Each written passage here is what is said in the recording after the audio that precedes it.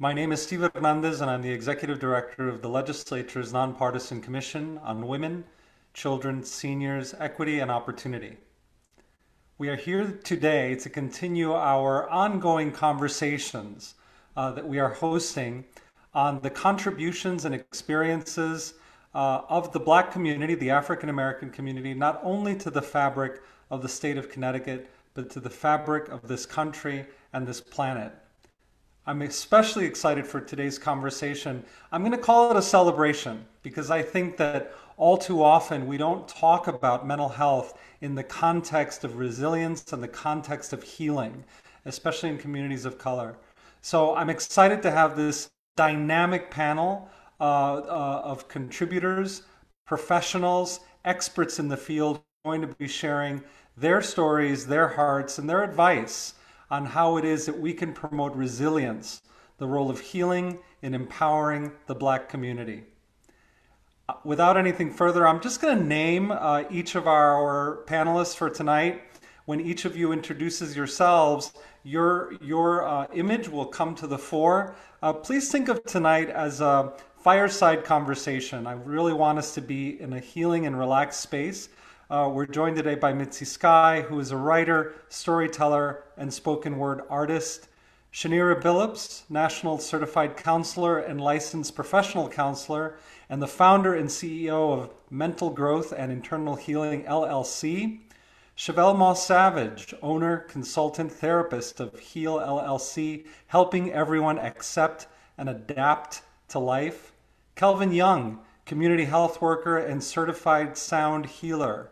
And last but certainly not least, Janelle Posey Green, co-owner of Magnolia Wellness LLC, located in our very own New London, Connecticut. So now you see why this panel is so powerful. We're going to start first with a sound healing exercise, and I'm especially excited for this after this last few hours, last few days, last few months. Welcome, Kelvin Young. Thank you so much, Stephen, and hello, everyone. Again, my name is Kelvin Young, and just an honor and a pleasure to be here with each and every one of you tonight. And I think it's so important that we start this conversation by checking in with ourselves, giving ourselves what we call some me time, by centering ourselves and going within, just connecting with our emotions or any physical sensations that we may be feeling within our bodies, or any thoughts that may be coming up to our conscious awareness. So at this moment, I'm going to use the Himalayan singing bowl and the vibrations and sounds from this healing tool. It helps to activate and stimulate the parasympathetic nervous system, to help us to calm our minds, to relax our bodies, to feel our emotions, and to nourish our souls. And the meditative sounds produced from this singing bowl, it promotes healing from chronic stress, muscle tension, physical pain that we feel in our bodies, feelings of anxiety, depression, post-traumatic stress, sleep issues, and different other stress-related chronic health conditions that we experience in our lives. So at this moment, I invite you to get into a comfortable position, whatever that means for you. And I invite you to either close your eyes or bring a soft gaze to the floor. Whatever feels most comfortable and safe for you, I invite you to do so at this moment. As we take this opportunity to simply just be.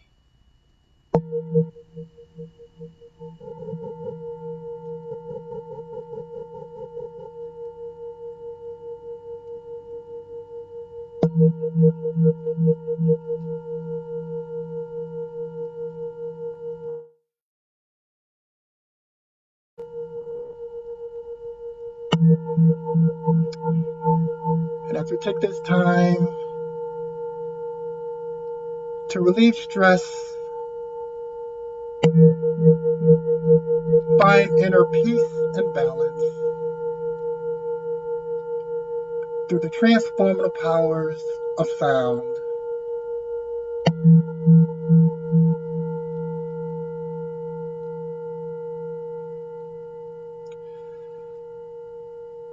And now I invite each and every one of you to take a nice deep breath in and a long breath out.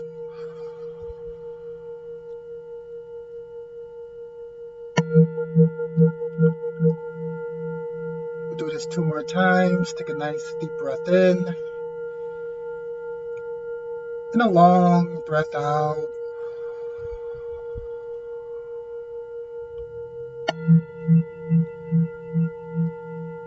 One more time. Take a nice deep breath in.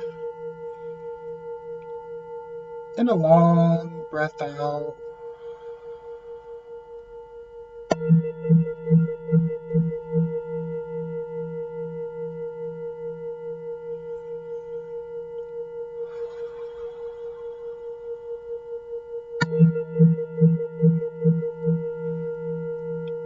And at this time, I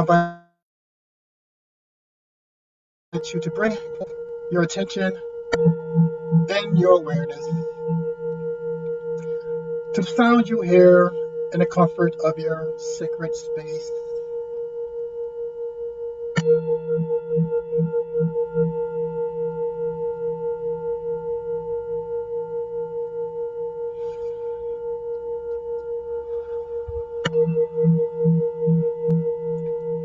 And if your mind happened to drift away to, that infamous to-do list,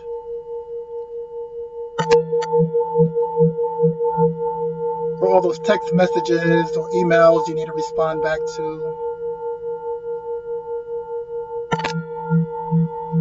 or any other stressor or responsibilities that we have in our life, I invite you to gently bring your focus sounds.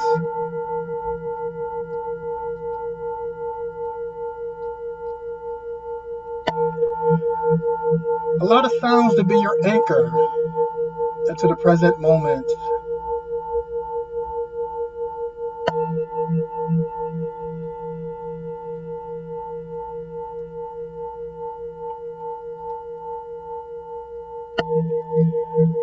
Allow it to be a gentle reminder to each and every one of us that the only time that we truly have on this journey that we call life is now.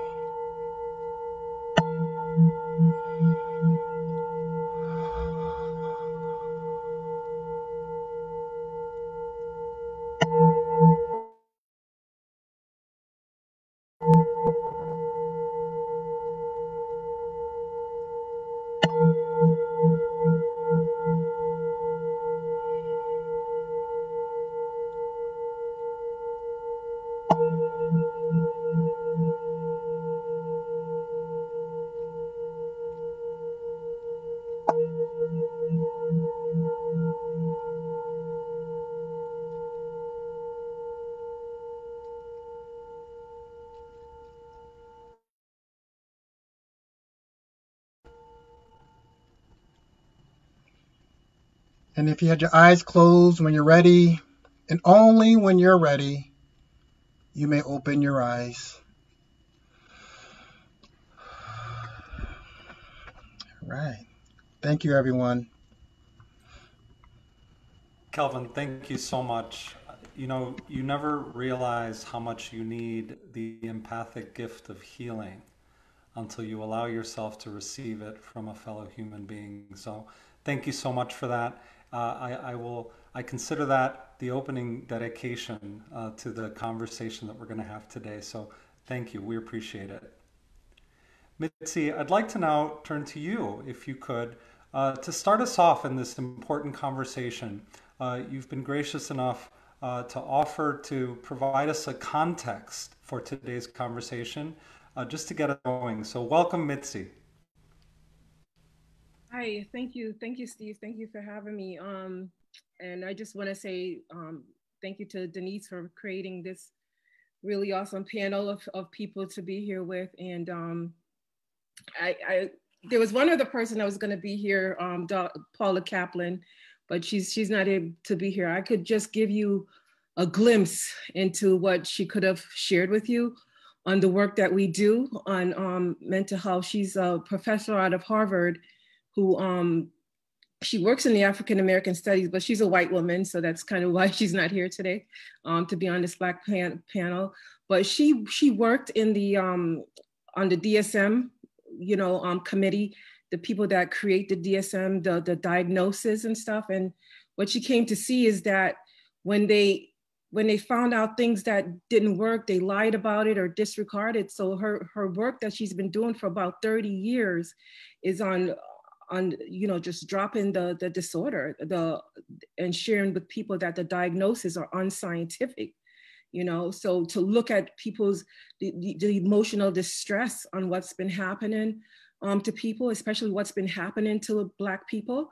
We live in a climate of fear dating way back from slavery.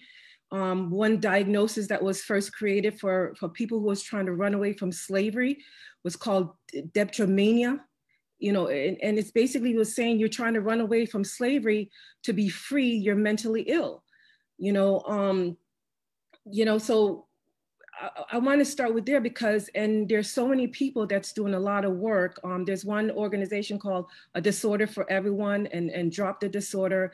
At Advocacy Unlimited, where I work, we've created something called a compassionate activism, where we're gathering all of the information from the history, what's been happening before, how the diagnosis created, how people are not listened to or heard once you are given a diagnosis. And the thing about that is that people are hurting, and the Black community is especially hurting, and we want people to reach out and get support when they need that support, when things are going on. Because when you think of that, all of our families, when I look at my family, we're all hurting.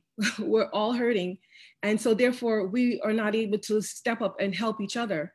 So you need to reach out for somebody in your community and get help.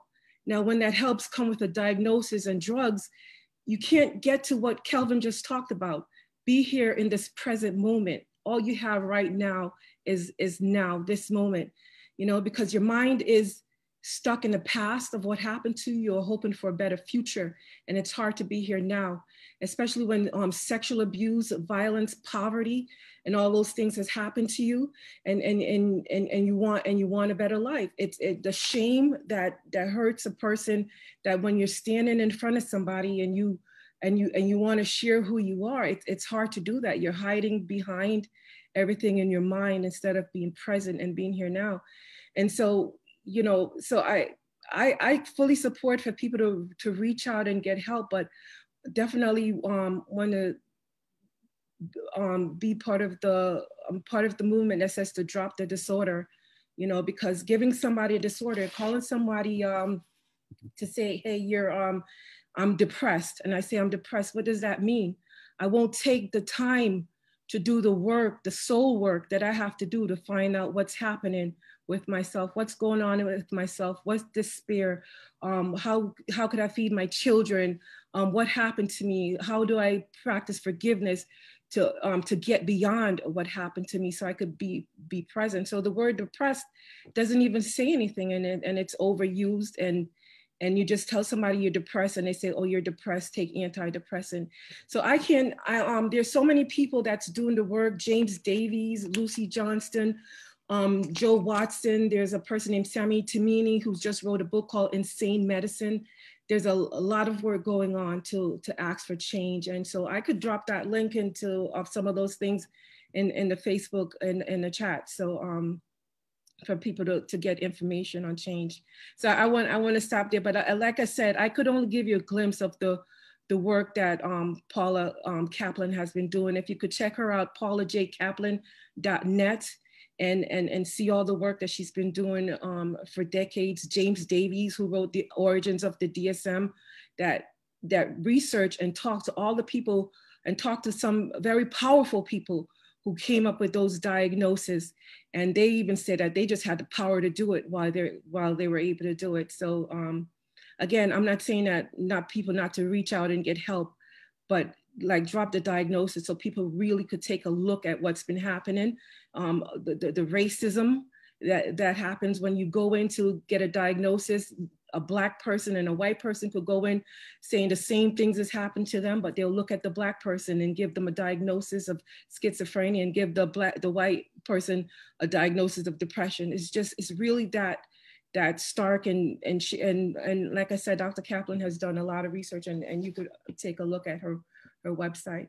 But again, thank you for being here with you, and I look forward to this conversation. Thank you so much for raising Dr. Kaplan's work. One of the things that we're committed to is that this is the beginning of a conversation, and we're focusing on the diversity of Connecticut's residents and Connecticut's experts. Each of you is going to be speaking to a component of this work that we could dive much deeper into. And the work of Dr. Kaplan Mitzi is one of those components. So we will be inviting her to join us for a deeper dive into the work that she's doing. And each of you and your contributions, there will be a deeper dive along those lines as well. So thank you for that. And thank you for that beautiful framing. I want to come back to you in a bit because I want to talk about this notion of relearning abundance, which I think is such a powerful notion. So thank you, Mitzi. Ms. Shanira Billups, you are a nationally certified counselor and licensed professional counselor. Tell us a little bit about what you do and why, in your perspective, this is an important conversation to be having in our communities. So, as you mentioned, I am a national certified counselor and licensed professional counselor. Basically, I provide individual or family counseling, couples counseling. I work with a variety of populations, but I like to think of myself specializing in working with those who deal with disabilities, delays. This is both personal and professional experience for me because I do have a son who is identified as dealing with autism spectrum disorder. I love what even Mitzi was discussing earlier in terms of dropping diagnoses. I feel that with the Black community, it's super important, especially what I plan to discuss tonight, to expand the understanding. What I find often in my field, I'm dealing with people in my practice and other organizations I work with, is many of our in our Black communities or our colored communities, because I count Hispanic and anyone who's basically identified as non-white, deal with being diagnosed but not even understanding. They go in and they're told, oh yeah, you're depressed, or you're dealing with anxiety, you have some psychotic disorder, neurodevelopmental disorder, but they have no clue what that means. What I like to do with my clients is take that time to explore why it is that I'm providing that diagnosis. As far as the DSM-5, I feel that it's a super important tool just to gain a general understanding of what it is that a person is trying to tell me about myself. And this is especially for those who deal with these neurodevelopmental disabilities or delays, because almost like the same thing you say with rumors. They're not necessarily true altogether, but there might be some truth to them. What is it that other people might be viewing? And then what is it that I'm actually viewing of myself, just to get a better understanding? With neurodevelopmental disabilities, those are more so with genetic vulnerabilities intertwined. And what happens is many of these parents, these families, they go through systems, no real support, lack of understanding, and they entrust systems to do more of the raising for their children. But in times like these, where we're dealing with pandemic, children are kept at home more often. Families are really struggling to understand how it is to work with their children and at a better pace. Some families I've witnessed, parents have actually said, no, I'm not bringing my child in school, but I don't know what to do with them at home. They just let them be. And the kids are kind of left raising themselves or learning for themselves, whatever it is that they can gain. And it makes it hard with lack of access to technology or things of that nature. Even though we live in the 21st century, we still have many families who deal with that either lack of resources or they're not even understanding of how to use them. So I hope with the discussion tonight, I can further touch base upon the dealings as far as the colored communities and how they can better get support, gain better access to resources, learning how to collaborate, talking about the benefits of collaboration, and just getting rid of the stigma, because a lot of the stigma hangs behind not understanding truth and not having enough boldness to go forward and just ask about it, and not enough of us professionals basically advocating for those who are kind of left in a way powerless. So I hope to do that tonight. Thank you, Shanira. You know, it seems to me that oftentimes stigma, as you described, is our contribution, our individual contribution to the disparity. And by our, I mean society's individual contribution to the existing disparities within our communities, so that we almost become a silent partner, sanctioning disparities when we hold back on self-discovery, speaking openly about what we may be experiencing. So I really appreciate you focusing on that, because we do have a role in helping each other and helping ourselves. So thank you for framing that. Next, we have Chevelle Mos Savage. Chevelle is owner, consultant, and therapist of Heal LLC. Chevelle, I'd love for you to introduce yourself and just tell us a little bit about why you think this conversation is important to have tonight. Well, I guess if I unmute myself, you would be able to hear me, right? So, yes, thank you so much for having me here. I'm so excited. Oh my gosh, Kelvin, I had no idea that I needed that respite, child. Lord have mercy. Thank you. I appreciate that. And Mitzi, thank you for just opening up and just talking about the DSM component. You know, I've always said that the DSM definitely will, you know, pathologize all of Black and brown folks, and will immediately put them in a space where they really should not be, just because you need to have a diagnosis, you need to have medication, you need to have all of these things. But anyway, I could be on my soapbox about that for a whole nother conversation, y'all. But anywho, and I love what you shared as well as Shanira. But my name is Chevelle Mos Savage. I'm so excited to be here. I have a local practice in downtown New London in the same building as Janelle. So we are neighbors. And my practice primarily supports folks who identify as LGBTQ, non-binary, non-monogamous couples, poly, kink, all of those great things that we talk about, and also provide support and resources for folks who are navigating all of those intersecting identities as well. One of the things that I want to bring tonight is just more awareness around what that looks like to be Black, LGBTQ, as well as some of the stigmas that we have to navigate around being Black and LGBTQ, some of the rumors, some of the things that are not true, some of the ingrained stigmas, some of the internalized things that we have to navigate, and the importance of having a therapist who understands what that looks like, the importance of reaching out for support in those areas as well. And one thing that you said, Mitzi, and with that in the DSM, did you know that up until 1973, homosexuality was considered a mental health diagnosis? That's not even a 20, that's what, 20 some years ago? No, I'm doing math wrong. But y'all know what I mean. But anyway, at the end of the day, 1973 is when that actually, the only thing that is listed in the medical diagnosis is actually when it comes to any type of gender identity or gender dysphoria, is gender dysphoria. And that's specifically for our trans and non-binary folks. And usually that's for them to get medically affirming procedures. And so that's what that looks like. But also that carries a stigma as well. It says that you are broken, right? And what does that look like? So anyway, so that is why I am here. I'm so excited to be a part of the conversation, and I welcome learning and growing with all of y'all tonight. Chevelle, thank you so much. As you may know, the Commission is the administrative chair of the LGBTQ plus Health and Human Services Network in the state of Connecticut.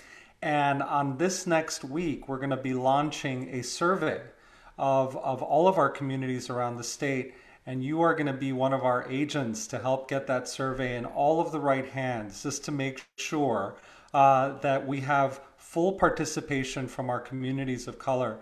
You know, it's striking to me that our LGBTQ populations are difficult to find because there's fear and there is stigma, and we are often quiet. And even for those in our communities who have been able to find their voice and find their space in community, oftentimes they are forced to go back into the closet when they age and when they become our elders. So these are important issues that do impact mental health and well-being. So thank you for raising that up and for bringing that to us.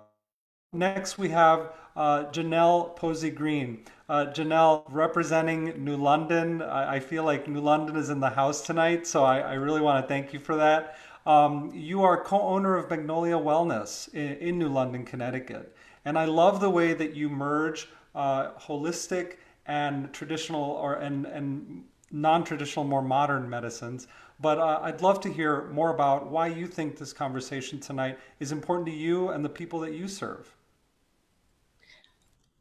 So first and foremost, I want to say thank you. Thank you for having this panel. Thank you for providing this opportunity. Secondly, I want to talk a little bit about the people that I work with. I specifically work with women who are looking for validation of their voice. I find so often that because we wear so many different hats and we're told from birth that we're supposed to be something, a lot of times we'll figure out, okay, I'm not where I want to be, or I thought this is what I wanted, but then you find out this is someone else's narrative that they've imposed on you.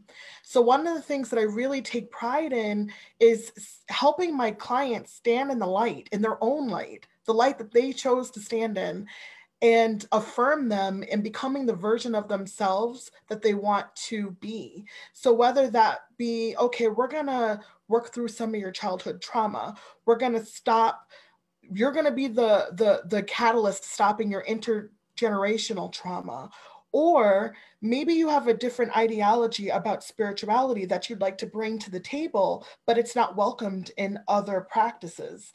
A lot of times people are looking for someone who will support them that way.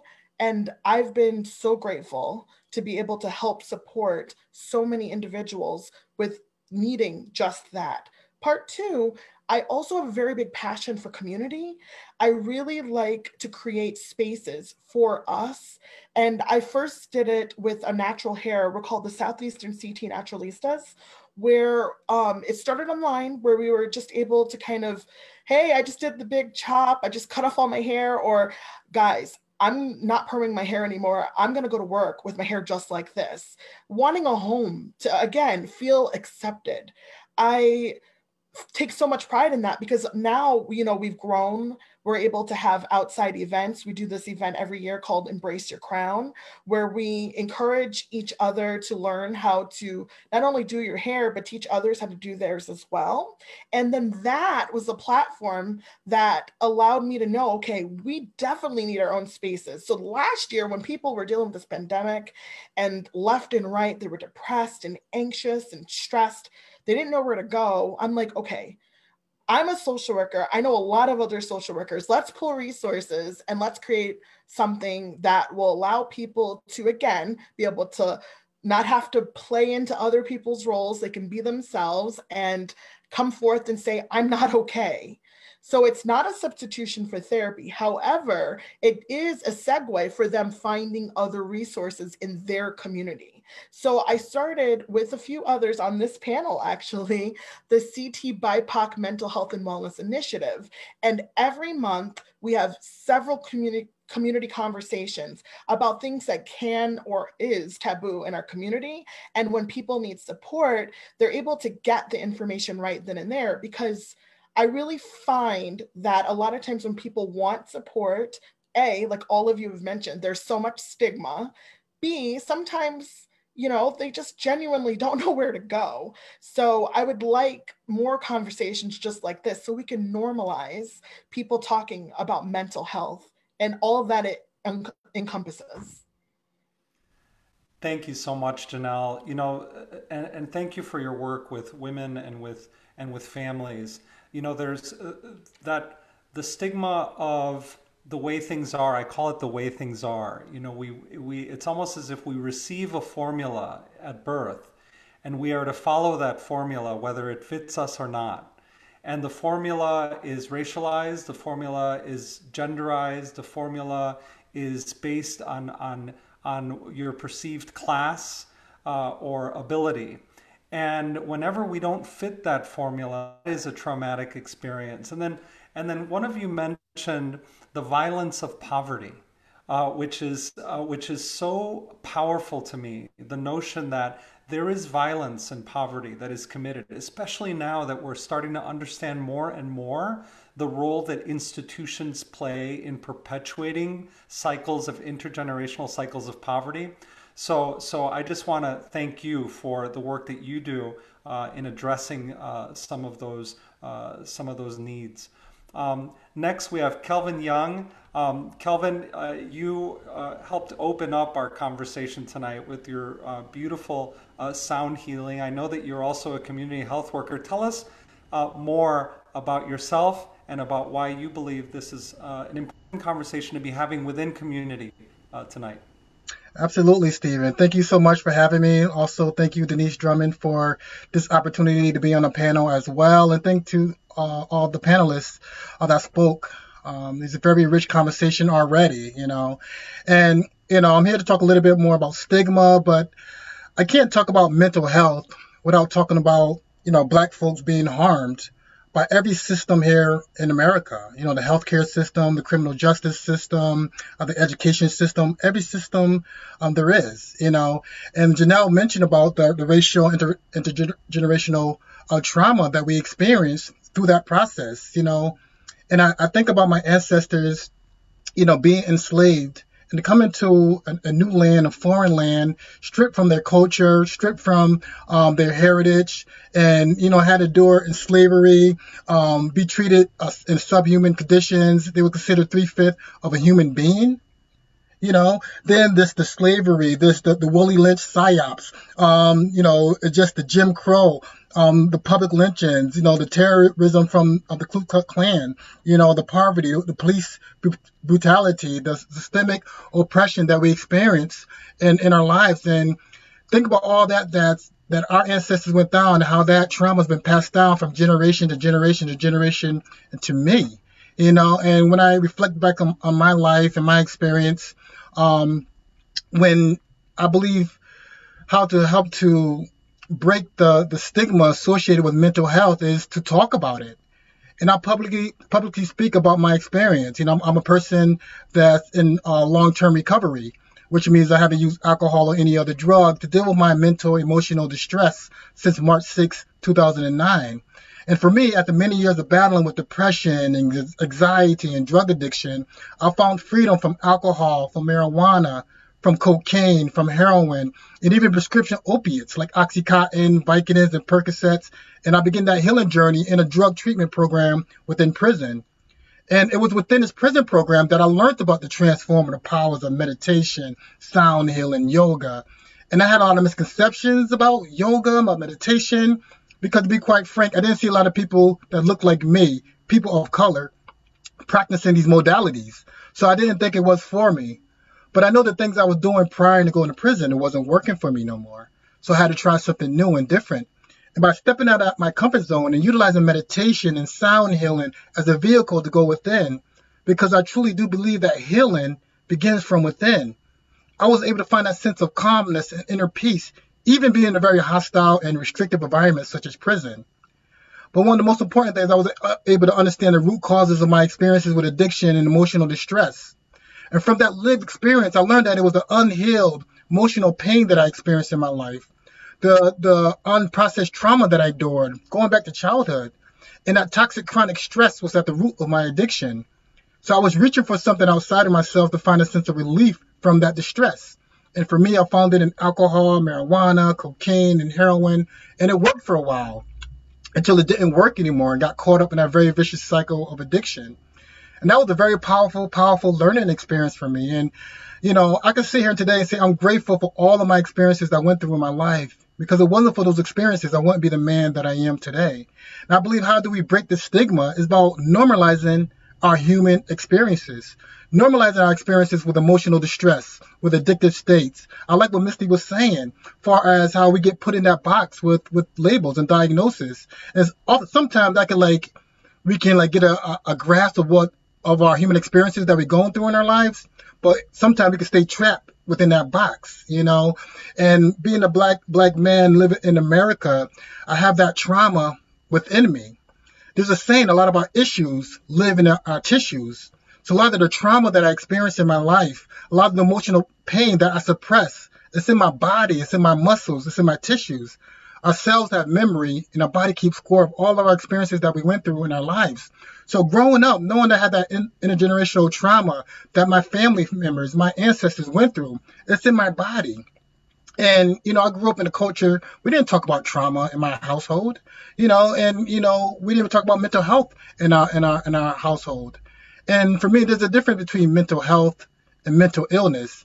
And I don't even like to use the word mental illness, to be honest with you, you know, because I think that perpetuates the stigma in our culture.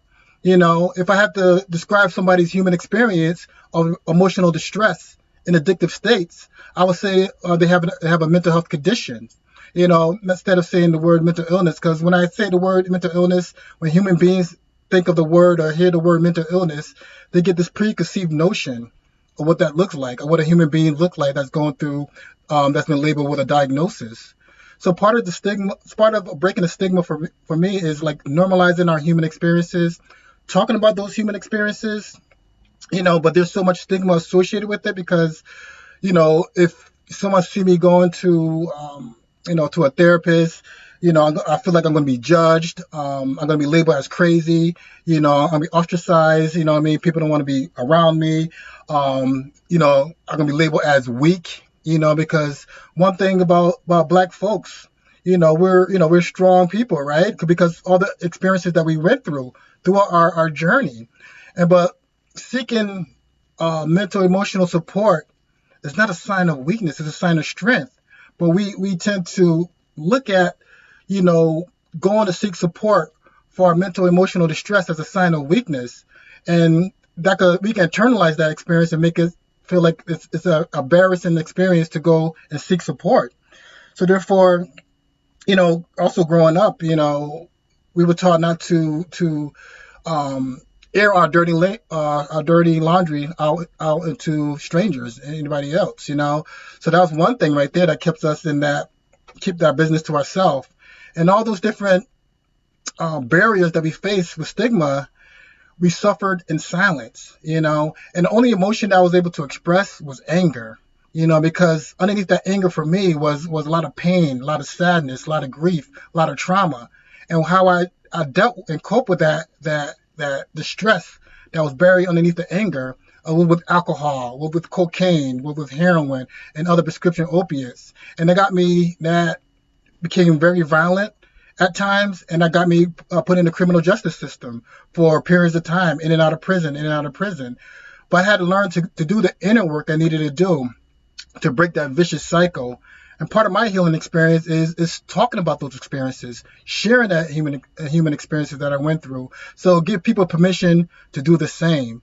And I believe we at a point right now, we could really normalize our human experiences. We could talk about it. It seems like more than ever that my friends, my people that I grew up with are starting to talk about their mental health challenges. You know, in the midst of everything that's going on with COVID-19, the civil unrest, the racial and social injustices that we experience in our lives, people are starting to talk about what's affecting them internally. And I think that's a great start. Thank you so much for that, and thank you for talking about that intergenerational, multi-generational pain. You know, we in a discussion just a few days ago with our representatives from the five tribes in Connecticut, the original peoples of Connecticut. They talked about the 7 generations and the impact of 7 generations, whether it be what we inherit from our elders and what we pass to our children. And Kelvin, you so beautifully describe what those intergenerational impacts can be of pain and distress. But you also described something else that was really beautiful, which is that sense of agency and that sense of liberation that comes from agency. And it's reminded me of what Janelle was saying about that sense of empowerment that comes from being able to speak it and address it. So I really want to raise up what you just said there, because there are different types of stigmas that we're each talking about, right? It's the stigma of being a man, the stigma of being a provider, of being a woman, of being a mother, of being someone's child, of being of a particular race. All of these different stigmas, this weight that we carry with us, to be able to speak it and free it is so incredibly liberating and healing, and that's what we're celebrating tonight. So thank you, Kelvin. Mitzi, I want to come back to you because there was this beautiful notion, and I took a note here that you described about relearning abundance. And to me, that is a reframing of the conversation, and you intimated that reframing in the beginning when you gave your opening. So Mitzi, I'd love for you to talk about relearning abundance and what that means to you. Stephen, the first thing that's coming to my mind is it's not about things, you know. My son has a quote that he says, live a rich life instead of a life of riches is what I think of. And so I think of my times when I was in pain and suffering, and I reached out for help. I honestly wanted a white picket fence and a Mercedes Benz. That's what I saw. I was 23 years old. I was smart enough to get my daughter into Greens Farms Academy, private school in Greens Farms, Connecticut. It was $8,900 when she started. And then by the time she graduated, it was over $27,000. She did kindergarten to 12th grade there. And I was 23 years old at the time when that happened. So I came from Jamaica when I was 8 years old, where I lived outdoors, fresh air. You know, sometimes we didn't have anything to eat and we picked mangoes from the mango tree, but I laid on the ground and looked up at the sky, at the blue sky, and it was beautiful. I didn't think about myself as being poor, not having anything. As when I came to America and started watching those commercials of poor kids in Africa, that something is, you know, wrong with them. You know, so by the time my daughter was in this private school, I didn't see the rich on TV anymore. I was seeing it up close and personal. I was seeing really wealthy, lots of stuff. And I wanted to have a nice home for my daughter, and my son was born at the time. My first son was born at the time. And that's what I thought, you know, Mercedes Benz, white picket fence, and that you're good. And I spent 20 years accepting a diagnosis and accepting drugs. And it got me from thinking of my dreams to being homeless and not having anything that we needed until my children started hurting and suffering, until I had to step away from it. When I started learning, watching things like Oprah's Soulful Sunday and Life Class, and, you know, because I'm on the couch watching TV. So I started, you know, Oprah had this platform and I started watching that, and I started seeing all these spiritual teachers, Eckhart Tolle, Gary Zukav, you know, there's so many of them, I can't even list all of them, but I also learned Ram Dass is another person who did a lot of work. He was a psychiatrist who changed to do spiritual teachings. So what happened with that is my worldview change of what's important. What's important is my soul having this human experience. And a lot of stuff happened to that little girl I was during that human experience. And I went to ask for help for it. And to tell me that something is wrong with me instead of what happened to me, that was a very bad mistake for the people who have set up with good intentions. I like to say that I let out all of my stories and call it Prune, a paved with good intention stories, because, you know, sure, it's set up and people, they have well-meaning that they want to help people and support them. And sometimes it's hard for them to say, I am absolutely helpless. I cannot help you. So they gave me one diagnosis and then another diagnosis and then another diagnosis until the diagnosis that says you're absolutely helpless. I can't help you. And here's some more drugs, one drug after another, you know, and so meanwhile, what I come now to see is the shame of what had happened to me that I was experiencing. And it's like, shame is like, you're living behind a veil. You can't stand in the present moment and be with somebody and experience this moment right now, you know? And so being able to just let go all the diagnosis, I had to start looking at myself and ask and be honest and truthful to myself. Why are you behaving this way? Why is that happening? You're in despair. You know, perhaps you need to get a job and work and save some money. Maybe you need to talk to somebody about something. And the best thing that ever happened to me is forgiveness. Maybe you need to forgive and just forgive my parents for what they did to me.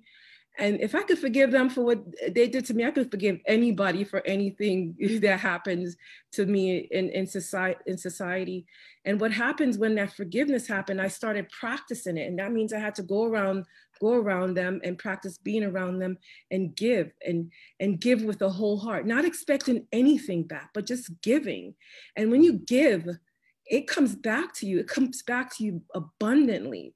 People that stepped into my life and supported me, you know, that it's like there's absolutely no way that they had to do that or do anything for me, and for me to learn and understand it. So the abundance comes in with the empathy and the compassion and the kindness and the giving. It's, you know, it's not in things, it's not in material things, you know, but what I've experienced doing this work a lot is that when people have been hurt the way we've been hurt, and you're not seen in society, and you're the last and the least on the totem pole, then when you're in a work and somebody give you a title or somebody give you some money, then that's your worth. That's your worth. That's your title, you know, from your title and stuff like that. And so it's like people don't want to hear another person from the color of your skin, from your economic status. And so it's been a lot of work, but I tell you, I stuck to my guns on believing in myself when I saw the truth, and I know the truth, and I know that forgiveness had just set my heart space free, just like lighten up, just the energy could flow in my body, that I could receive other people and let go all the judgment of everybody. And so when I'm sitting and speaking with somebody, I'm not thinking about what somebody's thinking about me or what somebody thought of me or what somebody's doing. No, I'm just right there, right now with another person, you know. And so just sticking to my guns, I finally found people in 2020, found support in a disorder for everyone. And these people who started this movement are psychologists and psychiatrists. They did the work, they studied the books, they studied the DSM, they believed in it until they saw what's happening behind the scene of it. And they saw that the diagnoses are not scientific, they're unscientific. It's because people are just sitting down and listing a set of behaviors that somebody's doing, and then sum it up and giving a title towards it, a label towards it. That's not science, you know. And you know, so I've be able to have a community that's supportive, that I, you know, so just learning to believe in yourself. And what I get to know is, like, somebody could say, I could say, get to know yourself in social media. Nobody's gonna like that, but somebody say mental illness is real, and everybody will like that. But what I know is they're saying is that their pain and suffering is real. What's happening to them is real. Their anger, their pain, the everything, all those feelings, those things are real. That's what they're saying.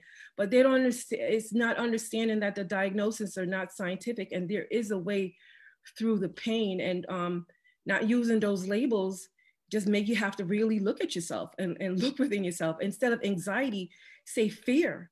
I am fearful. What am I fearful about? I'm fearful that I might lose my job. I'm fearful I might not have enough money. I'm fearful something, you know, there's so many different things that's happening in society. But as soon as you use the word anxiety and stuff, somebody wants to give you a pill, and then I don't have to look into it, you know. But you did ask about abundance, and I just want to say it's something that's giving. I heard Denzel Washington say that he's the most selfish person there is, because he loves to give, and it feels so good. There's joy. But of course, I always like to add, there's also boundaries. You like to have boundaries, because you have to be able to take care of yourself, you know, as well. Thank you, Mitzi. I mean, you really are a teacher. And you know, when I hear that moment where you describe that pain is not the end of the conversation, it's the beginning of a process of metamorphosis that ends in that culminates in abundance, the abundance that you described, the abundance of empathy. So I have that image seared in my head now, and I really appreciate you for that because it really does, I think, transform our expectations of ourselves and our understanding of our capacity to heal and give in that process. So thank you for that, Mitzi. You're welcome, Stephen. Can I add? I have a description that a rabbi gave a description of a giant sea turtle, and he said that every time it has to from it's really that tiny, it sheds its shell each time when it got uncomfortable. The pain of it, the discomfort of it, it has to shed it. But each time it grew another shell until it grew bigger and bigger and bigger until it's a giant sea turtle. The pain is here to teach us. And that's something else that Gabor Mate says. The pain is to teach us. What else could it do? You know? That's a really powerful image. Thank you, Mitzi. You know, and thank you to our Facebook Live viewers. I know that you're watching and I know that you're commenting.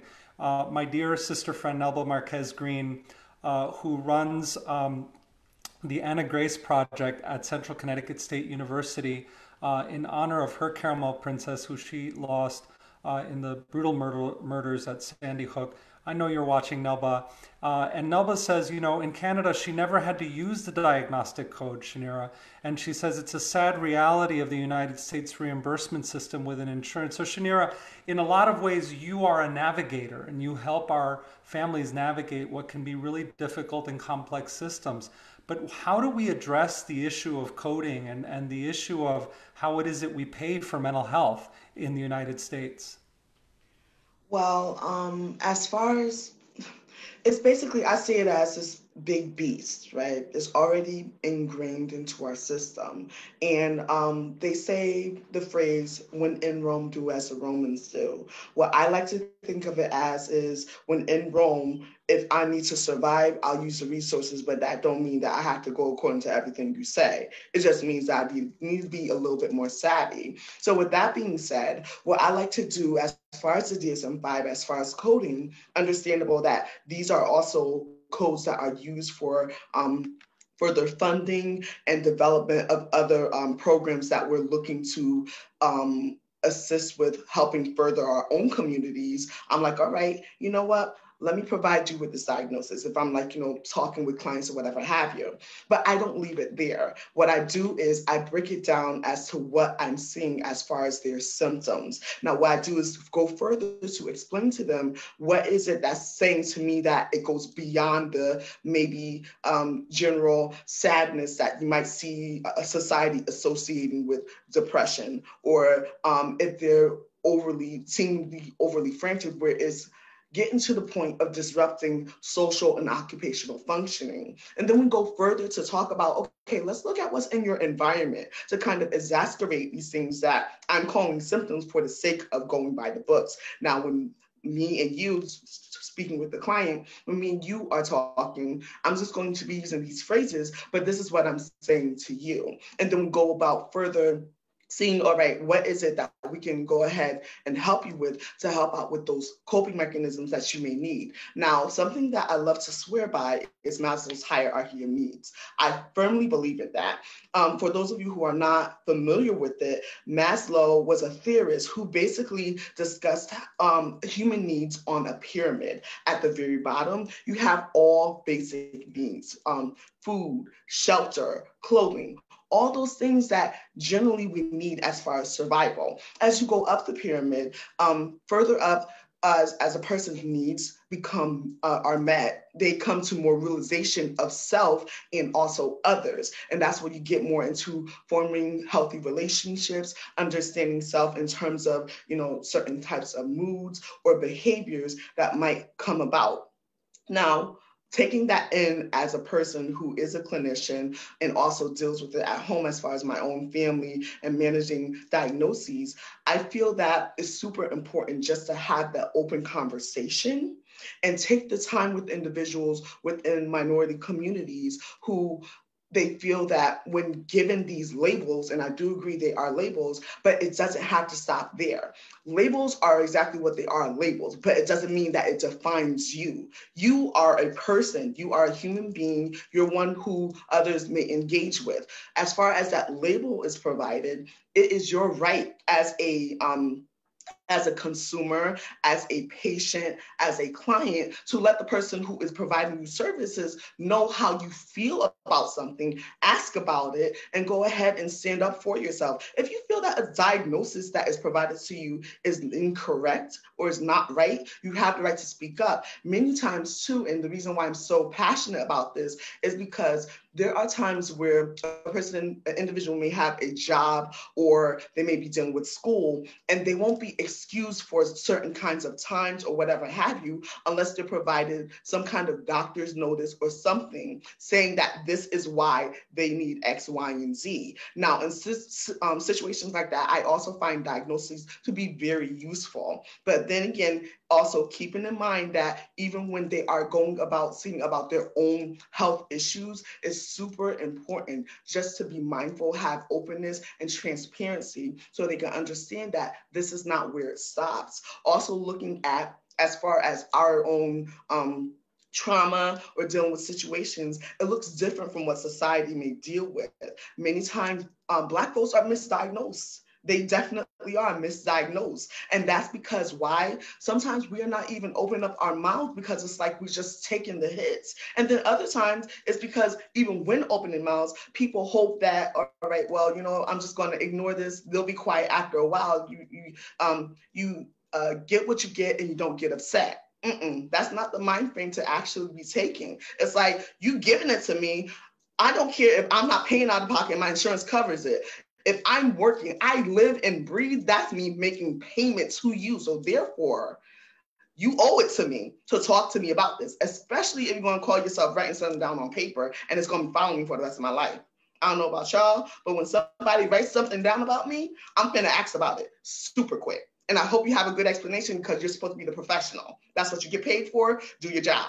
So I'm hoping that be like that kind of example for my own staff and for colleagues when dealing with anyone, whether Black, white, purple, green, whatever color you are, just knowing that you do have rights and you don't have to just stand for a general diagnosis. But it is a necessary factor because dollars drive decisions. And if we want our programs to continue, if we want further support, and again, bring it to a personal level, if I want my son to continue as far as schooling and getting support from what he needs in terms of dealing with his own general issues, if I want that to help out, and I'm also a single Black mom, that's super important for me to have that all on my side. So I'm seeing it from both ends. So as far as diagnosis is speaking, that's where I feel that it comes in useful because it's a universal language. But in terms of personally, it does not have to be taken as, all right, yeah, that's what I'm defined as. And then for those who may go ahead and try to take that and then label people and cause that red tape to come about, well, as far as the mind frame of those folks, that's why being on this panel is super important for me too, because it takes it to that legislative level to bring those people out who are actually taking diagnosis and misusing it in that way. Because that is so incorrect. I've seen people being denied certain rights or whatever have you because they have certain labels. And that's not right at all. It's important to further discuss the person, but help them out as far as funding for certain programs in terms of diagnoses. Shanira, that is so powerful. And I'll tell you, there's almost a great undoing that we have to do here. And because if there's one thing that we inherited from the Industrial Revolution, it's this notion that one size fits all. This notion that you can push a button or pull a lever and you can fix something. And what you're describing is the beautiful, evolving, ever-evolving organism that is the human experience. It's organic. And what's remarkable about that is that the way that you have framed that organism is one that is constantly evolving through our own efforts and through our collaborative experience. And that is so powerful. And I'll tell you, I think that there is this well-intentioned, as you described, desire to kind of put everything in a box that fits, to say everything in a way that that should make sense to everybody is what is the notion, but it just doesn't. And we each have to find our own selves in the message and express our own selves in a way that makes sense for us. So I love what you described, that sense of self-empowerment and agency and voice when you say, what does that mean? What does it mean to me? And what are the implications for the future of my wellness and health? So thank you, Shanir. That's truly powerful. And I know that there's someone watching right now. For each of you and what each of you has shared, there's someone watching who's hearing that and saying, I never thought of this that way. I never thought that I could demand to be a participant in my own wellness. So thank you, Shanira. Chevelle, you know, I as part of the work that we do with our LGBTQ plus kids, but also as part of the work that we do with our state suicide, anti-suicide and suicide prevention work, we know that there are several factors from different pressure points that are really honing in on our LGBTQ plus kids, and especially those kids of color, whether they be cultural, and I can attest to that, whether it's cultural, whether it's societal, whether it's the age that some of these kids are. It is developmentally appropriate to be developing, and all of the complexities that come with that. So I wonder, Chevelle, you know, in working with young people that are LGBTQ+, what do you do in your work to help build that sense of agency, but also that space of safety that so many of our kids need? So thank you for that question. Actually, I'm not originally from Connecticut. I don't know if you can tell from my accent. You will hear it when I say y'all in current zone. But about 2 years ago, I migrated up here. My spouse got a job at Connecticut College. And so I migrated 2 years ago up here. And so when I'm bringing that up is that when I was in Virginia, I specifically worked with you know, Black and brown folks, as well as Black and brown LGBTQ youth and Black and brown LGBTQ adults. Up here, I don't see youth, but I still do see LGBTQ Black and brown adults. And I think one of the things that I've noticed that is important to provide a safe space or a soft spot to land is representation. And so when I worked at Virginia State University in the counseling center, one of the things that I knew that I needed to be was to be out. I was the only Black LGBTQ identified faculty. Now, you may say that's interesting because Virginia State University is a huge school, and it is.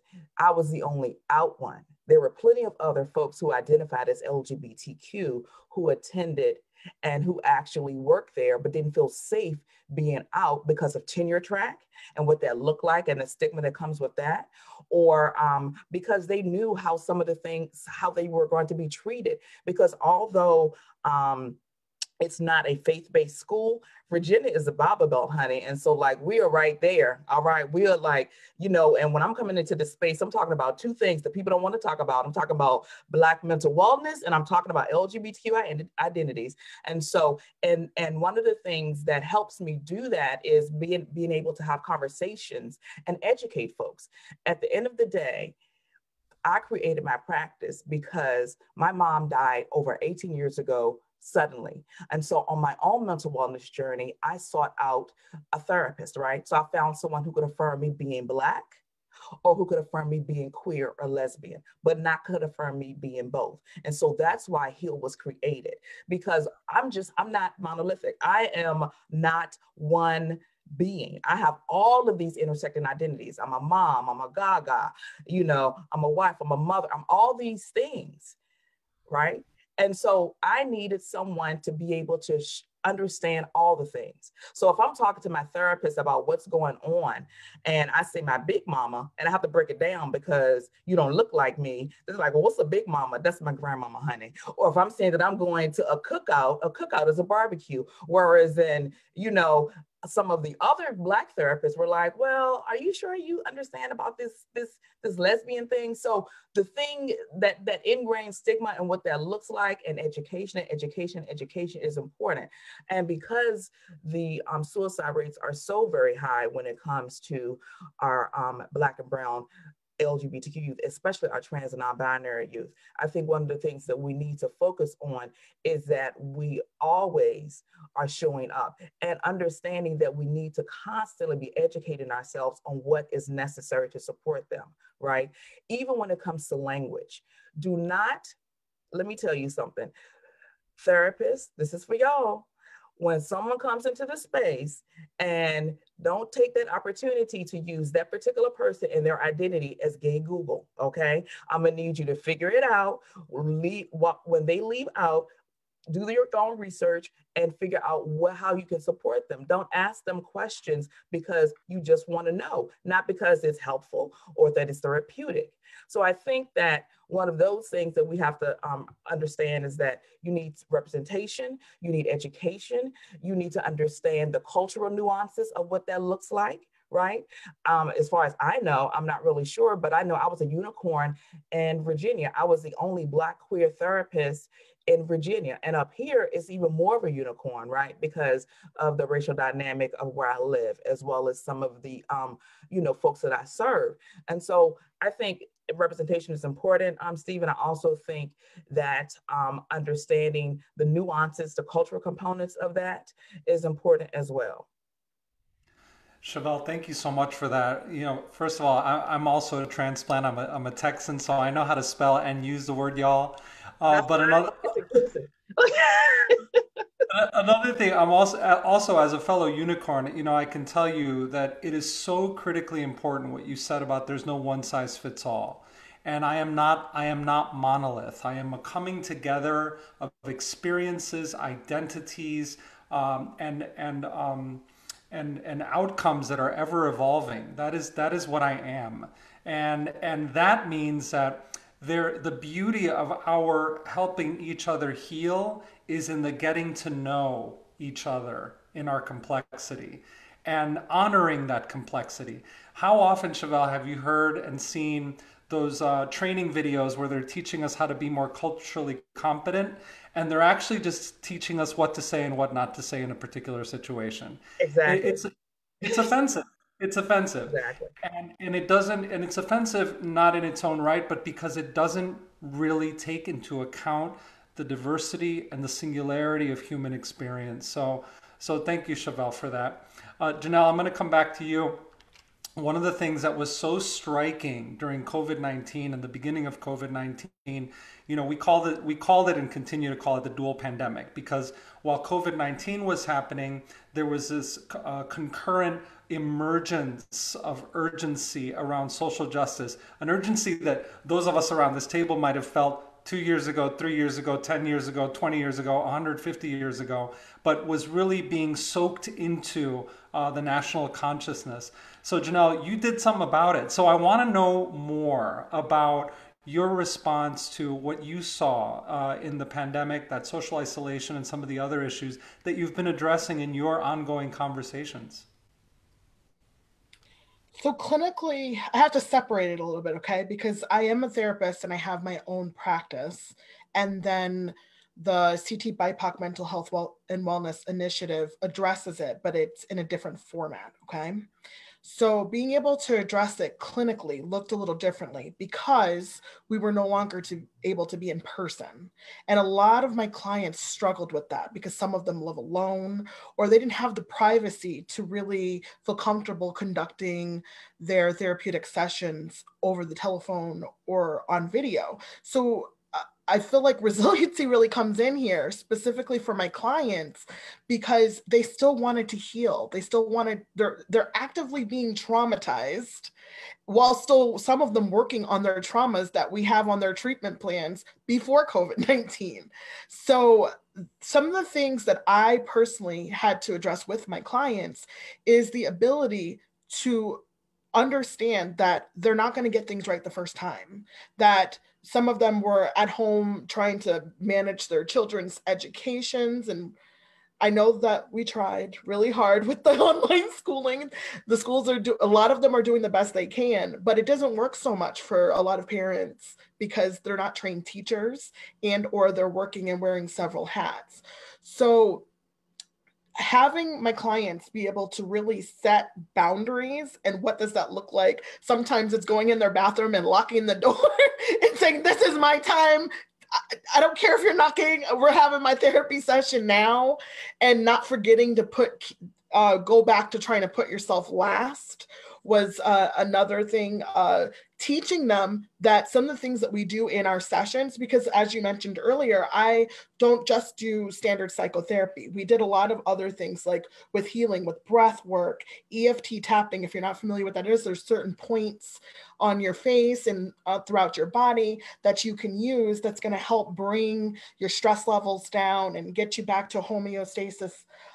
Meditation, journaling, learning to get certain teas and herbs so they can feel better. So really having them set themselves up at home to kind of hunker down and be able to cope and manage in their now almost semi-permanent environment was really a challenge in the very beginning. So now I want to switch to the platform, okay? So the things that we addressed in the CT BIPOC Mental Health and Wellness Initiative were several things, such as caregiver fatigue, learning that, maybe some people are caring for their elderly parents as well as their children, and then still trying to maintain themselves. How do you support that? Going through the pandemic and managing your grief. A lot of our platforms, we don't just talk about the issues. We'd actually fully give exercises that people can go and try on their own, and they're not so intrusive that they would feel awkward, or maybe they could even try with their kids. And then just encouraging conversations, like Kelvin had said in an earlier statement, that some of these therapeutic forms, he didn't see anybody that looked like him who did things like yoga and sound healing and things like that. So for him to be able to actually access them, he's actually a first for a lot of people. So I was very intentional about asking other clinicians and other workers and healers throughout the state, can you come on and actually be seen? Because we want people to see that you look like them, or you have a narrative that's similar to X, Y, and Z, and they will tune in and they will feel heard. We want them to feel heard. We want them to feel validated. So luckily, a lot of other people have a big heart, and they were able to feel like, okay, I can come on. I'm going to get over my jitters and do what needs to be done and take one for the team and validate a whole lot of people that needed support. So I'm forever grateful for this experience, because honestly, it's brought together a lot of different healers from all over the state that otherwise we would have never known each other, and we're able to teach each other things because no one knows everything, right? So sometimes when you want to help someone, you have good intentions, but your intentions aren't always meeting the needs of your client. So it allowed us to basically help each other out, help our clients out, and become stronger as a unit. Janelle, that's so beautiful. What you describe, this notion of healing as something that you provide versus healing as something that you engage in with someone else. And I love that. That is so powerful, that notion of, don't feel as if you need to do something for me. Work with me. And that resilience that you're describing, those lessons that you learned in this last year, those are lessons that are going to last us a lifetime. You know, and I think you're right. There's this whole notion of but for, right? But for certainly the grace of God, but for the experiences that we have shared in this last year, you know, we wouldn't know so many of the things that we've learned. And the true sin would be to forget it, or to put it aside, or to pretend as if it never happened. And that is true of so many things in our lives. And that process of accepting that something happened and that it was there to help you grow and that we can be agents in our own healing is such a powerful message to know. So thank you so very much for that. Kelvin, you know, we do a lot of work in the state of Connecticut around reentry and around populations who want to come back and want to reintegrate into society. And I know that in addition to being a healer, and I think of you as a healer who is healing, as a healing self and others. I appreciate you for that. Thank you. You're also an author, Finding Freedom Behind Bars, a journey of self-discovery and healing. I love that notion of finding freedom behind bars. Can you tell us a little bit more about that? Absolutely. Yeah. Thank you, Stephen, for sharing that. You know, being in prison, being incarcerated, you know, I had the opportunity to really do the work I needed to do in order to heal, you know, and I was in and out of prison a few times throughout my life, you know, but once I had an opportunity to be in a drug treatment program, really do some introspection about myself, learning modalities that allowed me to go within, was a vehicle for me to go within and really kind of see some of the vicious cycle that I was in that I didn't even realize at one point, you know, and, you know, it was a journey of self-discovery. Even though I was behind bars, I was finding freedom, you know, from the addictions to alcohol and other drugs. I was finding freedom. I was finding myself, and I was discovering who I truly was, you know. And you know, there's a lot of drugs. To be honest with you, there's drugs in prison as well too. So I had opportunity to do drugs while I was incarcerated, but I wanted to make some changes in my life. And my daughter Tatiana, she was the inspiration for me to go within to find an inner motivation to make the necessary changes I needed to make in my life. And I took advantage of all the program that was available while I was incarcerated. And the drug treatment program really helped me the most because I was able to, you know, learn some new tools and understand, you know, a little bit more about trauma and my experiences with addiction, my experiences with emotional distress. And from that, I wanted to share that experience into my ebook that I created. And with some of the tools the keys that I learned is the first key was, you know, I had to do the inner work. You know, I had to address those issues. I had to seek support, professional support from a counselor, from a therapist, and really address the trauma that I was a part of, you know, that was in, you know, and I love what Gabriel Mote, he says that trauma is not what happened to you. Trauma is what happened inside you. So a lot of the internalized trauma that I experienced in my life, it changed the way I seen myself, the world, and the people in it. You know, I had a lot of poor self-esteem, I had a lot of insecurity issues. I felt a lot of intense emotions at times, and I used alcohol and other drugs to address those, you know. And once I was able to see that and witness that, okay, I realized that, you know, I'm not my experiences with addiction, you know, because to me, I believe that addiction is a human experience, not a human identity. You know, because behind the so-called addict, behind the so-called alcoholic is a human being that experienced a significant amount of trauma, emotional distress, and toxic chronic stress, and just looking for a sense of relief from that distress. And that was me. That's what I was doing. So once I was able to move past the labels and really connect to me, I was able to see things from a different realm. And I love to share a poem that I wrote while I was in the drug treatment program that was very therapeutic for me then, and it's therapeutic for me now.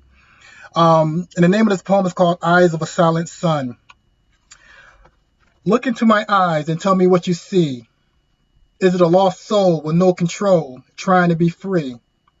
As I look into the mirror and stare into my eyes, I see all the anger and self-hate, hypocrisy and lies. I see resentment, frustration, embarrassment, and pain. I see jail bars and fancy cars, as I cruise down memory lane. I see the feelings I repressed, going back to childhood. I need to let go of those feelings. I would if I could. I see the hurt that I caused to ones I love the most. I see my brother on his wedding day as we celebrate with a toast. I see the good and bad times that I experienced in my life, but it's so hard to let go of all that bitterness and strife. There's a sense of sadness when you look into my eyes, like the ones you see when a close relative dies. But this death is not physical. It has to do with the soul. It's that morbid feeling we get when our spiritual energy is low. It's like nothing matters anymore, like that day when I was fired, feeling depressed and weak, can't sleep but I'm so tired.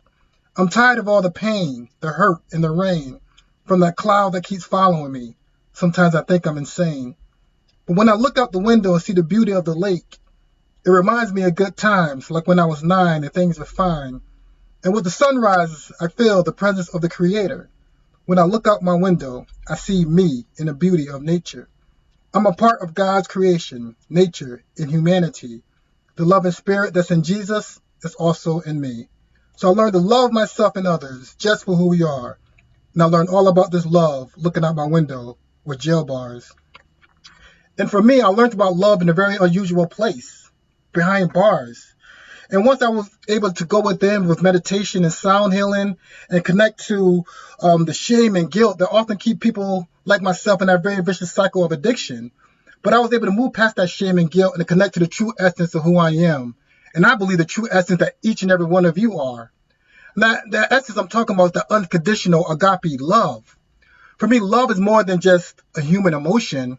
I believe love is a vibration. It's a frequency. It's our natural state of being. So once I looked out the window and understand that the same love and divine essence that created the sun, the moon, the stars, all the beauty of nature, created me, created each and every one of you. That helped me to shift my mentality from a victim mentality. Oh, I'm an addict, I'm an alcoholic, I got diagnosed, I'm a convicted felon, I'm a high school dropout. I switched from that victim mentality to more of an empowered mentality. And if I want to get metaphysical, understand that I'm a spiritual being having a human experience. And by shifting the way I see myself, the world, and the people in it, it really helped me to really look at my life from a different perspective. Then I had to create a plan of action. And when I was in prison, I was creating different plans I wanted to do for my life. And the third key was really having supportive people in my life, whether it's professional supports from a therapist, clinicians, other people, my natural supports from my family, my friends, the people that truly cared about me, or community supports from a 12-step community, our churches, our mosques, our synagogues, our temples, all the different supports that we have in our lives. And I'm so grateful that I work for the Transitions Clinic at Intercommunity Healthcare in Hartford, Connecticut. And I work in the Black and brown communities. And I work with returning citizens, people that's formerly incarcerated, and then connect them to quality mental health care, addiction recovery services, and primary care as well, too. And just real quickly before I go, I got to say that it's so important that we take care of ourselves in an integrative way, like we do our intercommunity, because the mind and body are connected.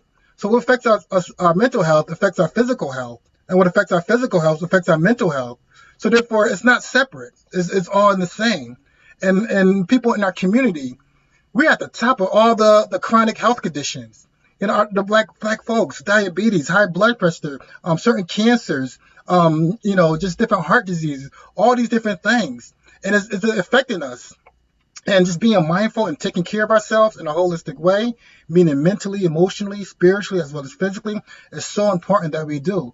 And, working with Janelle and the Connecticut BIPOC Mental Health and Wellness Initiative, how we create these safe spaces for people to learn different holistic modalities to really check in with themselves, knowing that what they consume in their bodies affect their mental and physical and emotional well-being. Just learning how to move our bodies in a way, how we could cut back on diabetes and obesity. Because I really do believe that there's systems in the country that want to keep Black folks, obese, sick, addicted, and incarcerated. So we got to be mindful of these systems that we live under and understanding that there's systems at place that want to keep us in these very restrictive, oppressive states. And one thing about Black folks, we are resilient human beings. Think about all the stuff that we went through in our lives. and we still here, shining. That says a lot in itself, you know. So I'm grateful to be a part of this panel. Thank you, Stephen, for this opportunity to share. And I'll pass it because I could go on and on and on. Kelvin, that is so powerful. Thank you so much. And I'll tell you, the systems that you described, they are what I describe as the dual sins of our system. The sin of ignoring us, or the sin of simply admiring the problems around us. And there are entire industries that are built around each of those. So thank you for calling that out, because we can no longer ignore our communities, and we can no longer just continue to admire the problem by doing just enough to continue to perpetuate those cycles. So thank you, Kelvin, for saying that. Thank you. Chevelle, I want to come back to you, because I always think of our LGBTQ plus community as a canary in the mine in a lot of ways, because oftentimes those impacts, those big societal impacts, fall extra heavy on the marginalized among us. So can you tell us, just give us a little bit of your experience and your understanding of the impact of these dual pandemics in the last few months on the LGBTQ plus community? Yes, thank you so much for that, Stephen. Absolutely. So when the national unrest happened with first of all the pandemic, and then the racial unrest and all of that on top of that, it was a lot. And so it definitely does impact folks who are underrepresented in definitely a different way, because of just them having access to those resources.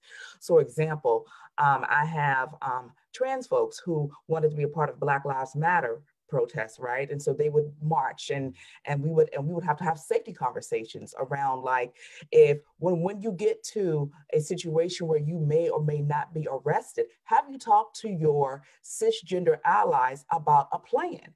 Because basically, I know what your name is, I know what your gender identity is, but right now, because you don't have the resources, your license says a different thing. And they will put you in general population with a gender that you do not identify with, which could mean literally you die. So even having those basic conversations around that, and people not understanding and recognizing that, or a lot of folks, like I work with college folks. I work with Eugene O'Neill or the National Theater Institute. I love the thespians, and so I do a lot of work with them. And so they had to send everybody home, right? And so a lot of the students that I work with, they are working, when they come and talk to Miss Chevelle, they are their most authentic, unicorn, vibrant, bright self. I will affirm you from head to toe, honey.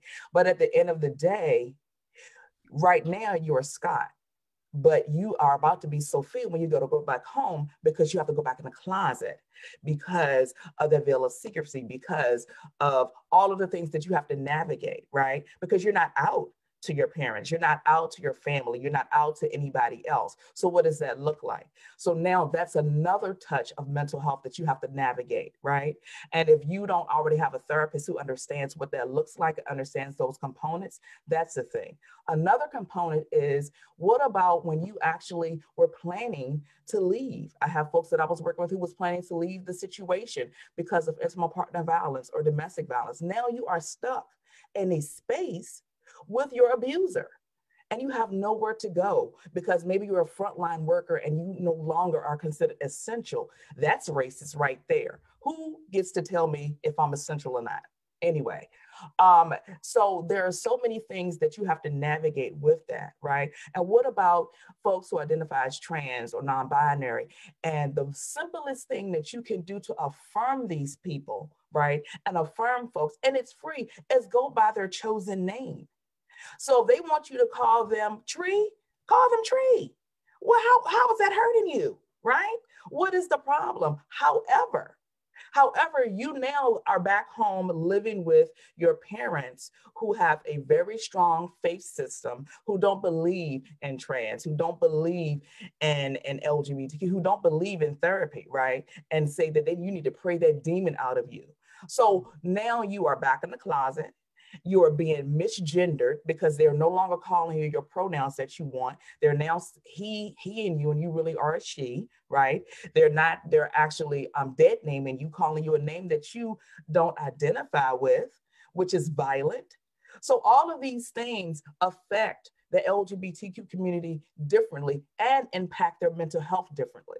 And so that's why it is so important to have a therapist or a support system who can affirm you. I have clients who were like, well, Ms. Chevelle, I can't be home and I know I'm supposed to shelter in place. So I have to go to this place, go to a friend's house, which now I may have COVID, and COVID is it's like the Scarlet Sea, honey, because you associate a medical diagnosis with behavior characteristics. Okay. And it's just like having an STI. If you raise your hand and say, hey, how many people have a cold? You raise your hand. How many people have STI? Nobody wants to admit that. But at the end of the day, these are some of the things that we have to navigate. So you're talking intimate partner violence. You're talking going back in the closet. You're talking, I can no longer work. I can't go to school. I'm actually, at home with family who don't affirm me, who don't accept me. What does that do for your mental health? I know my practice has surged because of that. And unfortunately, Stephen, I'm going to always have a job because there are always going to be people who are ugly and mean and don't want to support and affirm folks who identify as LGBTQ. Thank you so much for that, Chevelle. And each of you is a healer. Each of you is a public servant. And I'm just so grateful to have been able to share this time with you, and you sharing the gift of your expertise, the gift of your knowledge, your intimate understanding of community, of individuals, and of that life force that really flows between us that I call healing. And I want to give each of you an opportunity to share a parting expression, a parting word, something to close our evening. I'll start with you, Shanira. I just had to look for the mute button. Technology, you gotta love it. So as a parting word, I just want to encourage all of you. Well, first off, um, don't be afraid to ask for help. Even as Missy talked about earlier, being all for asking for help, it is okay. I do understand, even with the colored and basically the Black, Indigenous, people of color communities, that sometimes it can be a little intimidating when you're reaching out for help and just being afraid of being labeled, being judged, being misguided. That's the time to push even further and to push harder. Understand you are not in it by yourself. And it is okay to go ahead and say something about it. If you feel that you're maybe a little bit less educated in a certain area, or you don't understand, time to open up your mouth and ask questions. And for those who push on others, when they do ask questions, that's because of intimidation. Challenge your doctor, challenge your therapist, challenge your school teacher. I do it all the time to my kids, Lynn, and they meet up to par all the time. And this is before they found out what I do for a living. Challenge them. You know why? Because if they're passionate about their jobs, they will do their jobs too. And I'm saying that for my own, because I've had plenty of clients ask me questions and I thank them, because at the end of the day, it's not just about me, but it's about what I'm dishing out, because we feed each other. And please, please, please reach out in terms of social media. If you have to do it, understand that the supports have increased on social media, and understand that we are all here for you. So do it and be a best in wellness. Thank you, Shanira. Janelle. I also want to say thank you for putting this together. This was awesome. So my final words will be, don't be afraid to admit that you're not doing well. Don't be afraid to go therapist shopping, meaning ask hard questions, just like Shanara said, or ask questions about their expertise in certain things. So for instance, you don't have to have pills and that's it. especially if you're dealing with something like depression or anxiety or however you want to categorize what's going on inside with you. There are so many other modalities. Color outside the box. Ask if they do shadow work, if they do humming, chanting, herbology, all of the above. Ask if they can, even if they personally don't believe in some of the things that you ascribe to, ask if they can support you in that, because those are important. If you feel like your therapist is going to judge you or they're going to preach to you and try to change you, then you're not going to really get the healing you deserve. They're not going to allow you to develop into the person that you aspire to be. So be very mindful of that. Ask questions, please, because you know what? This is your time. Whether you pay for it with your insurance or out of your pocket, this is the time that you set aside to work on you, and you deserve exactly what you say you want. So that's what I'm leaving with. Thank you guys. This was awesome. Thank you, Janelle. Chevelle. Yes, once again, thank you for moderating this wonderful panel, Stephen, and thank you, Denise, for putting this together. This was so great. I learned so much from each and every one of you. So one of the things that I would like to end with is that is a thing that I tell my clients is that setting boundaries is necessary, especially when we're dealing with a pandemic, right? A lot of times folks will say, oh, I have such a big heart. I'm like, sis, bruh, they, them, you know, you don't, you don't have, you have boundary issues. So anyway, so leave me with that, okay? We're not doing that today. Not with Miss Chevelle. Come and tell it like it is, therapist, okay? So, so you know, one of the quotes that Audre Lorde has, and I love it, is that self-care is not self-indulgent. It is not selfish. It is an act of political warfare. All right, it is necessary. It is necessary for our survival. Also, you need to name it so you can tame it, honey. So listen, if you don't have anybody that you can actually talk to, such as a therapist, get you a therapist. It is nothing wrong with a therapist, all right? Because you can't tame something if you're not naming it. And I'm not saying that you need to be diagnosed, because I'm not on team diagnosis, all right?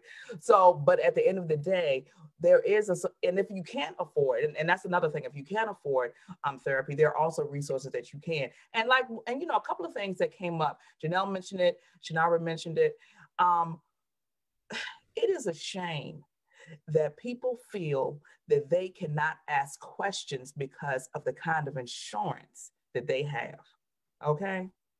So I'm going to put it out there. So if you have Husky, all right, if you have the state Medicaid, you deserve the same level of care as someone who has Anthem, all right? You need to understand that.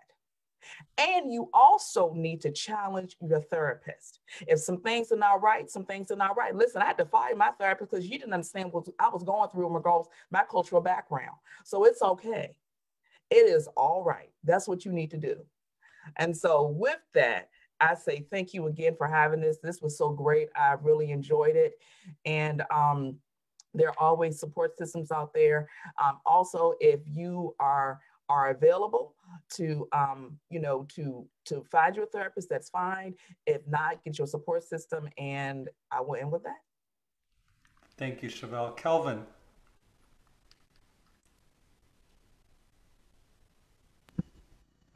Again, thank you so much, Steve, for this opportunity to be on the panel.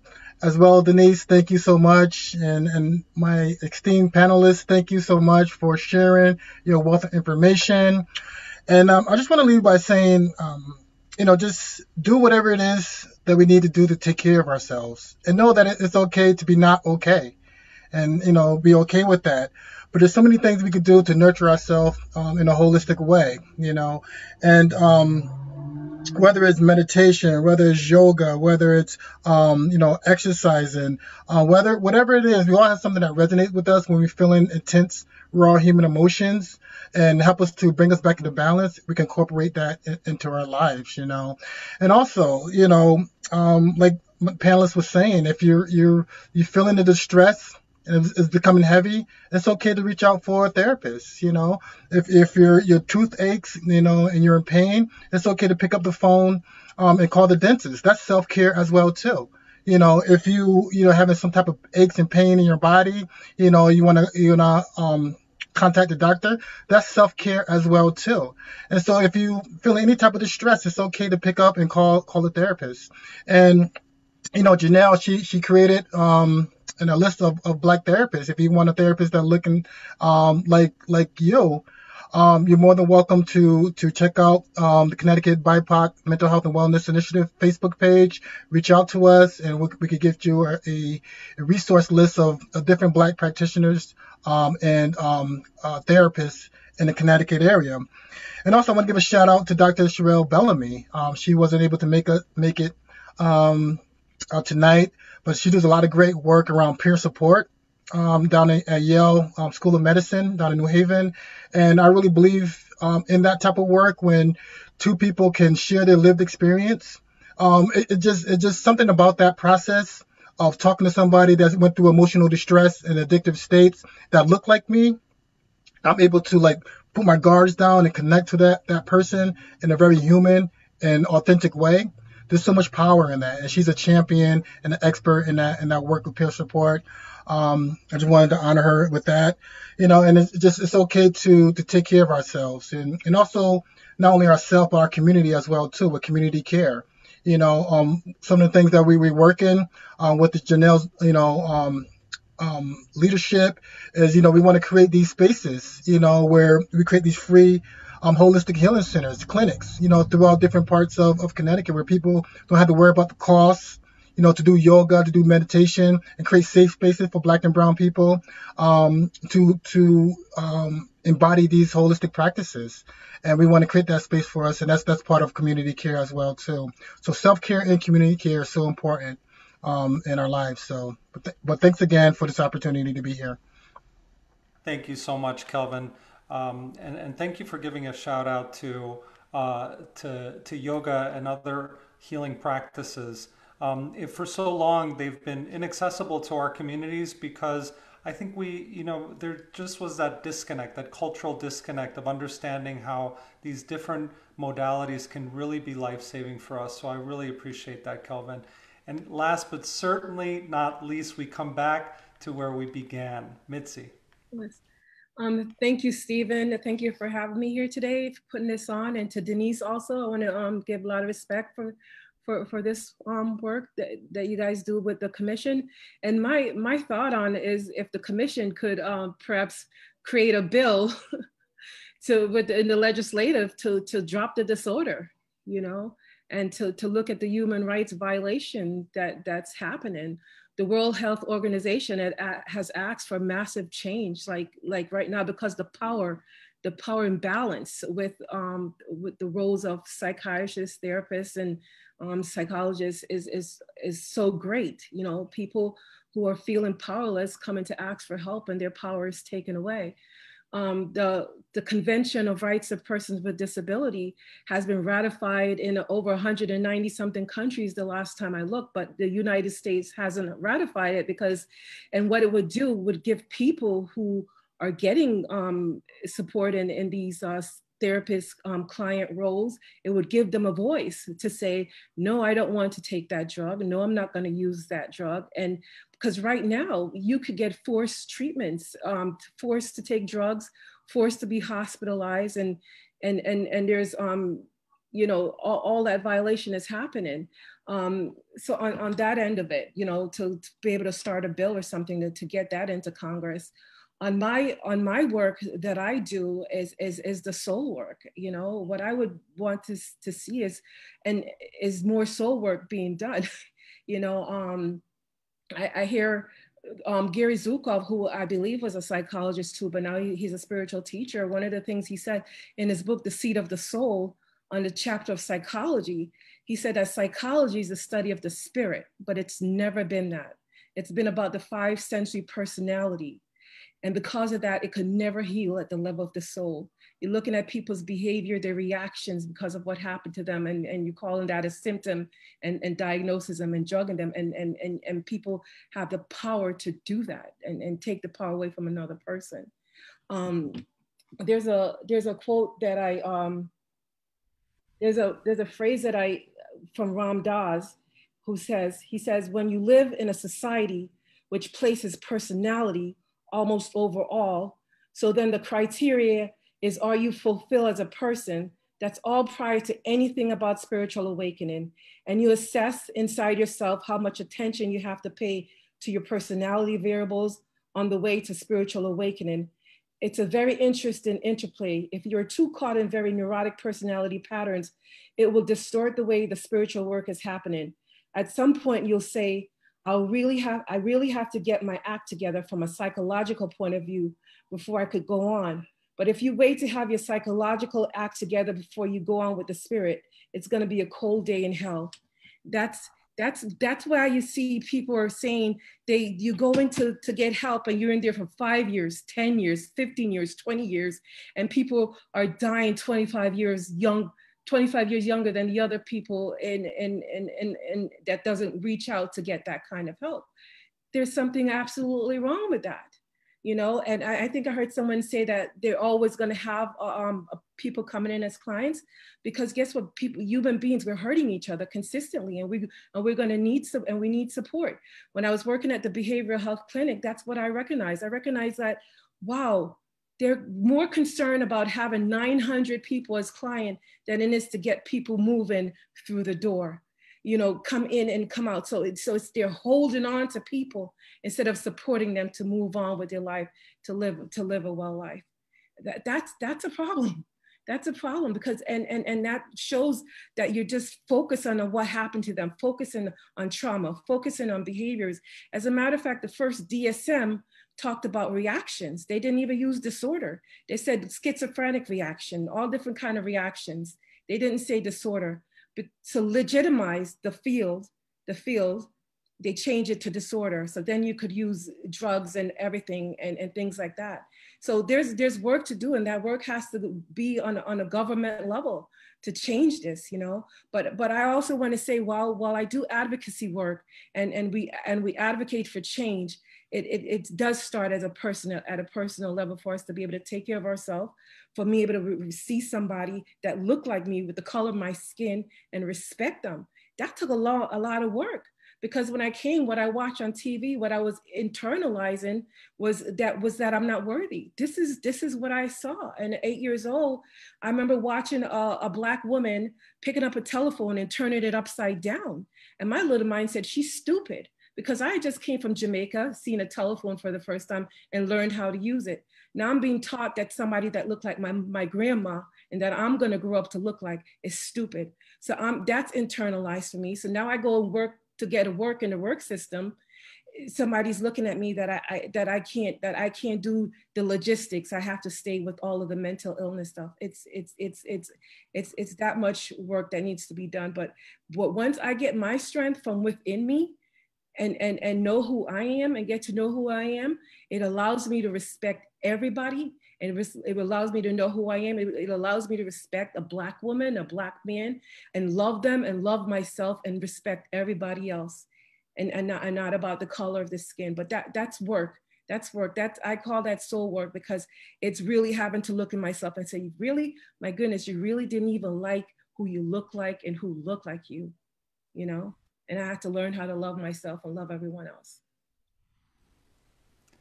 Thank you. Thank you so much for that, Mitzi. And, thank you for that call to action. We are a little policy shop, and we do exist within the legislature. So I want to continue to work with you. And as you said, Kelvin, Dr. Bellamy was to be here with us tonight, but she wasn't able to. But I do want to bring her back so that we can start thinking about what some of these policy recommendations and solutions may be, so that we can take an industry of hurt and really make it an industry of healing, with the motivation of healing. So I want to thank each and every one of you. As I said before, you never knew you needed something until you experienced that beautiful gift that is the gift of empathy and abundance that we can only see from each other. And for that, on behalf of our viewers and on behalf of the people of the state of Connecticut, I want to thank you and have a good night. Thank you.